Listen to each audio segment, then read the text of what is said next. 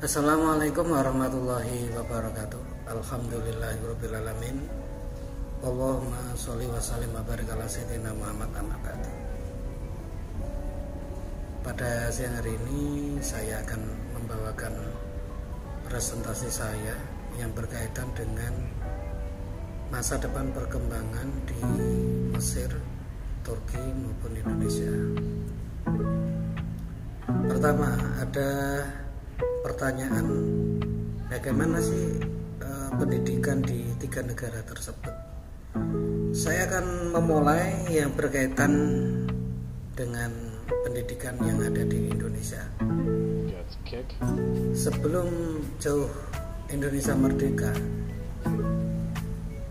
di beberapa pesantren yang didirikan oleh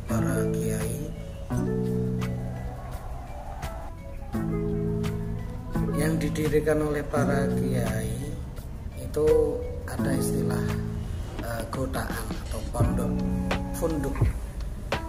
Nah, dari itu pendidikan yang non formal begitu, sehingga santri lebih leluasa untuk datang dan pergi, datang ala barokah di situ, menginap berapa bulan, kemudian dirasa cukup, kemudian mengembara lagi di pesantren yang lain begitu.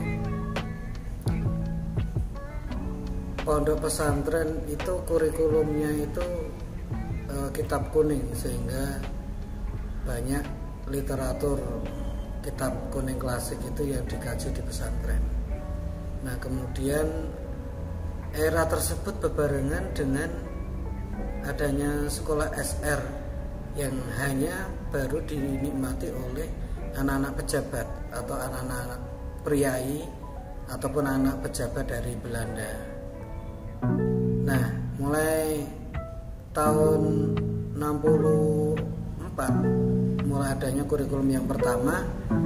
Kemudian dari berbagai kurikulum, karena maaf di Indonesia kurikulum sudah ganti 7 kali, sampai yang terakhir sementara ini kurikulum K13. Itu berarti hampir 8 lah, karena ketika era pandemi COVID kemarin itu kan juga ada kurikulum darurat begitu. Sehingga dari awal adanya kurikulum yang ditetapkan pemerintah masih menyisakan berbagai masalah begitu, sehingga wajar Indonesia itu kalau tertinggal dengan negara lain menurut PISA ataupun menurut barometer yang lain itu, ya seperti itu kenyataannya gitu. Belum bisa tersentrakan. Kemudian ketika kita lebih dalam lagi, kita tahu di Indonesia itu bagaimana sih pendidikannya, ya dimulai dari dasar begitu. Artinya sekarang itu ada PAUD, TK, SD, SMP, SMA. Itu kalau di bawah Kemendikbudristek. Tapi kalau di bawah Kementerian Agama itu PAUD, TK atau Rodotul Atfal atau Bustanul Atfal, kemudian Madrasah Ibtidaiyah, Sanawiyah, Aliyah. Itu kalau di bawah kan Kemenang, Kementerian Agama. Kemudian belum lagi ada 2 ya tadi, baik di Kemenak ataupun yang di Kemendikbud ini ada istilah swasta dan pemerintah begitu. Jadi dalam proses perjalanan pendidikannya itu penyelenggaranya itu memang beda, tapi substansinya itu ya tidak terlepas apa yang sudah digariskan oleh pemerintah begitu. Kemudian juga ada kampus, universitas itu juga sama, ada yang negeri juga ada yang swasta begitu. Itu sekilas tentang pendidikan di Indonesia dengan jenjangnya seperti itu.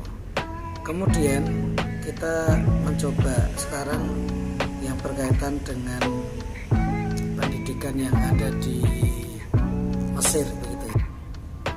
Dalam pendidikan Mesir memang kita tahu peradabannya sangat tinggi dan tua begitu. Nah, ketika masa keemasan Islam di Daulah Fatimiyah ini lewat, kemudian pada tahun 1798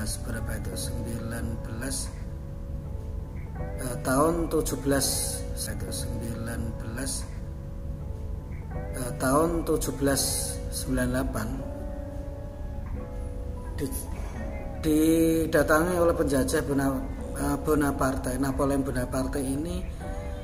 Dalam kurun 3 minggu itu bisa mengalahkan Mesir, dan dia tidak hanya membawa pasukan tapi membawa ilmuwan, para guru, kemudian orang-orang sipil juga, bahkan orang-orang yang ahli di bidang ilmu pengetahuan, sehingga itu membawa perubahan yang signifikan terhadap perkembangan kemajuan di Mesir itu sendiri.